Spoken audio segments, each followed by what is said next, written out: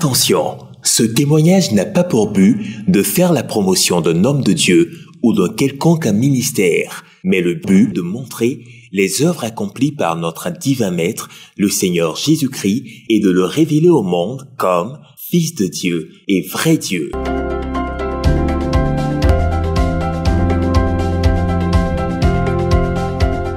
Libertatis Arena, lieu de guérison, de restauration, lieu de manifestation de la puissance de Dieu. Dans cette arène de liberté, nombreux sont ceux qui reçoivent consolation, visitation et guérison du Seigneur Tout-Puissant. Voici Joël Kofi, basketteuse professionnelle. Elle vit en France. Un jour, elle tomba malade. Les médecins lui décélèrent une endométriose, une maladie invalidante caractérisée par le développement de tissus anormaux à l'extérieur de l'utérus. Elle fit plusieurs opérations pour la soulager, mais ce fut le contraire. Elle se retrouva avec un ligament sectionné, ce qui la cloua définitivement dans un fauteuil roulant.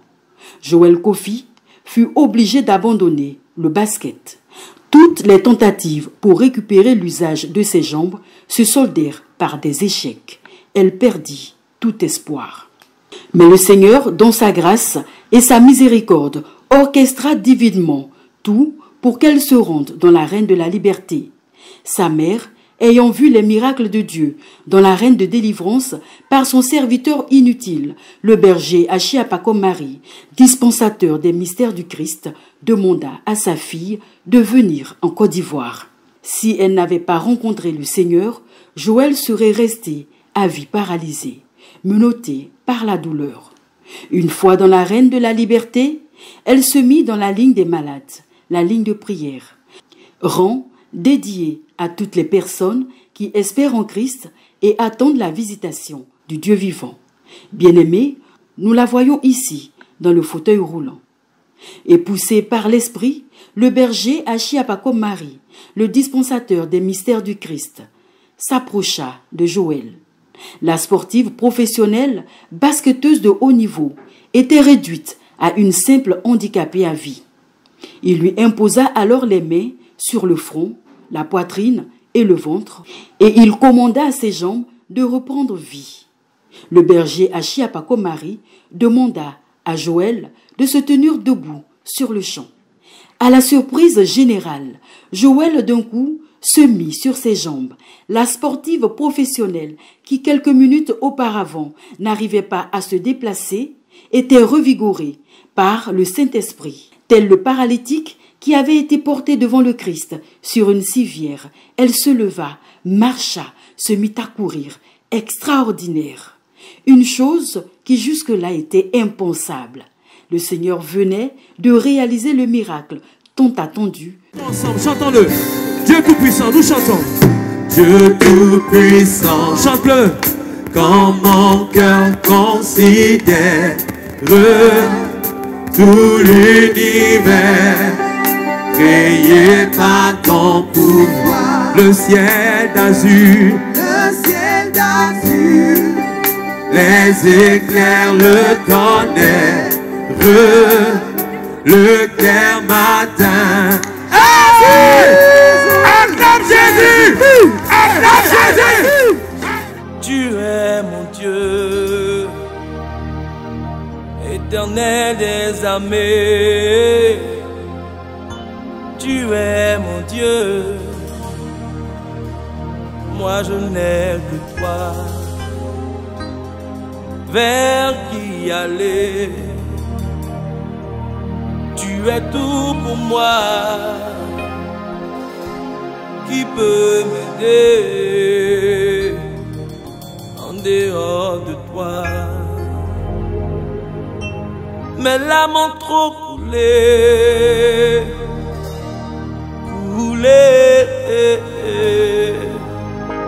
mes larmes ont trop coulé, papa. Oh. La foule présente n'en revenait pas. Un miracle instantané, là, sous leurs yeux.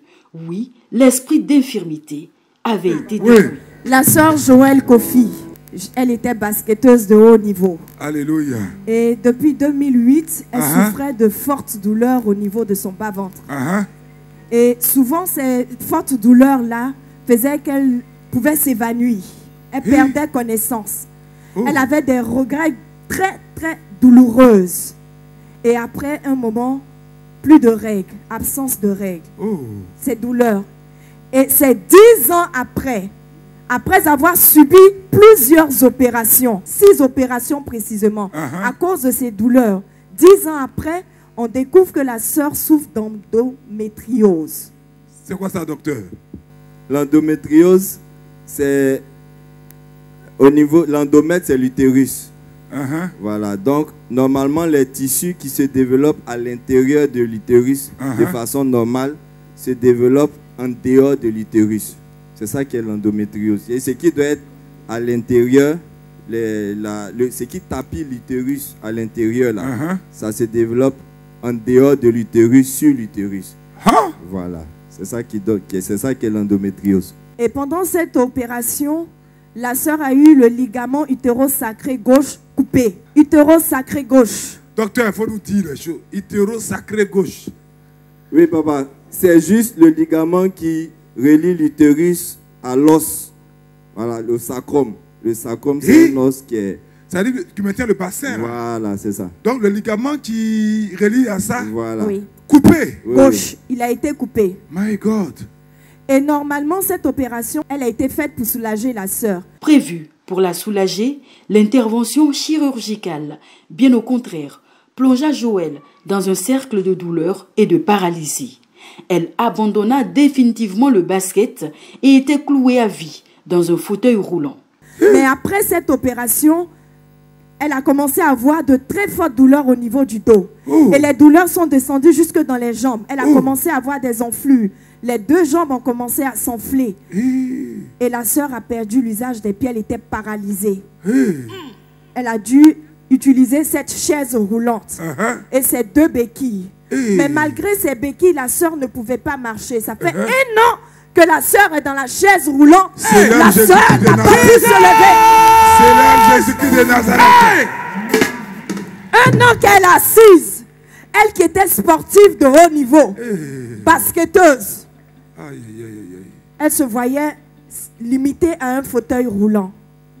Et malgré les rééducations, rien. Elle ne peut même pas se lever pour marcher. Et qu'est-ce que Jésus a fait aujourd'hui? Papa, tout à l'heure, après l'imposition des mains, alors qu'elle ne pouvait pas marcher, elle ne pouvait même pas se lever seule. Elle a pu se lever. Elle a pu marcher. Elle a pu courir. Elle a pu courir. Elles sont bien célébrer Jésus-Christ de Nazareth. C'est fait. Elles sont bien célébrer Jésus-Christ de Nazareth. Célèbre Jésus. C'est fait. C'est fait. C'est fait. Alléluia. Après 6 opérations, après plusieurs examens, rééducation, aucune solution trouvée par la médecine, papa. La sœur avait perdu complètement espoir. Mais quand elle venait dans l'arène de la liberté, elle s'est dit qu'elle venait chercher son sa miracle. mère. Elle croyait en son miracle. C'est ta mère. Oh, maman pleure. Elles sont prêtes à adorer Jésus-Christ de Nazareth. Dis merci à Jésus. Dis merci à Jésus. C'est sa première fois d'être dans cette arène de la liberté. C'est sa première fois. C'est sa première fois. Et depuis 1 an, c'est la première fois qu'elle marche. C'est la première fois qu'elle court. Dis Jésus, je t'aime. Franchement, moi-même, je vous dis, quand je regardais les vidéos de guérison, je disais, ouais, c'est ça, ouais. Ouais, les gars, ils font semblant. L'autre, il arrive comme par hasard, on prie sur lui et puis il commence à marcher ou n'importe quoi. Je n'y croyais pas, mais franchement, pas du tout. Et donc, moi, je ne vis pas ici, je vis en France. Et ça fait près de 10, 12, 14 ans pratiquement que j'ai des douleurs au ventre. J'avais des règles très douloureuses.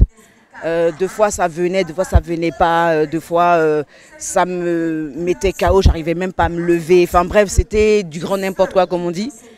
Et on m'a opéré 6 fois des kystes ovariens jusqu'à ce que mon ovaire devienne tout petit, le droit. Et après, au bout de, on va dire, 13 ans, c'est là qu'on m'a dit enfin que j'ai la maladie qui s'appelle l'endométriose. Donc je dis, bah c'est quoi ça? Donc en fait, c'est juste le tissu qui est dans l'utérus. Quand tu fais tes règles, ben, ça tombe et on ne sait pas par quel hasard. il y a des petits morceaux qui vont se coller sur des organes. Ça peut être la vessie, le côlon, le rectum, voilà, des trucs comme ça. Et donc moi, ça allait se coller sur mon ligament hétéro-sacré gauche. Donc on a dû me le retirer parce que de toute façon, il était tellement infecté qu'il allait éclater. Donc on me l'a retiré. Mais le problème, c'est que si on te le retire, ça te fait des douleurs lombaires, mais terribles. Donc malheureusement pour moi, il n'y a pas eu de suivi après mon opération. Donc la douleur a eu le temps de s'accentuer jusqu'à ce que je puisse plus marcher, que je me retrouve en fauteuil roulant. Et donc ça, je vous parle d'une histoire de pratiquement 1 an, un truc comme ça. L'un de ma cousine dit, bon, allons ici à la prière. Et bon, là-bas, ils font des prières et délivrances. J'ai dit, bon, pourquoi pas, parce que là, je n'ai rien à perdre. De toute façon, là, j'ai rien à perdre. Donc c'est ça que on est venu ici. Mais dans mon cœur, là-bas, j'ai dit non. Sincèrement, je ne pars pas d'ici tant que je suis... Non, franchement. Donc, je suis arrivée, on m'a mise devant et tout. Et il a tapé dans mon dos. Et après, il m'a tapé dans le ventre. J'ai reculé. Et puis, j'avais une folle envie de courir. Je voulais courir. Tout ce que je voulais, c'était courir. Alors que ça, c'est un truc que je faisais plus. Et c'est là, mais vu, j'ai couru comme ça, je sautais, Donc, qu'est-ce que vous pouvez dire à Dieu? Non, Dieu, il était insulté, hein, franchement. Mais là, je peux dire que non, tu es le last, comme on dit. Non. Tu es mon Dieu, éternel des armées. Bien-aimés, ne désespérez plus, vous qui souffrez, vous qui êtes menottés par la maladie, par la douleur, car Dieu continue de faire des miracles. Il est le même hier, aujourd'hui et éternellement. Son règne n'aura jamais de fin. Et la sœur Joëlle, qui a vécu, qui a expérimenté la puissance de Dieu dans sa vie, est là pour témoigner de l'amour, de la miséricorde de Dieu pour tous ses enfants. Désormais, l'espoir renaît dans la vie de Joëlle.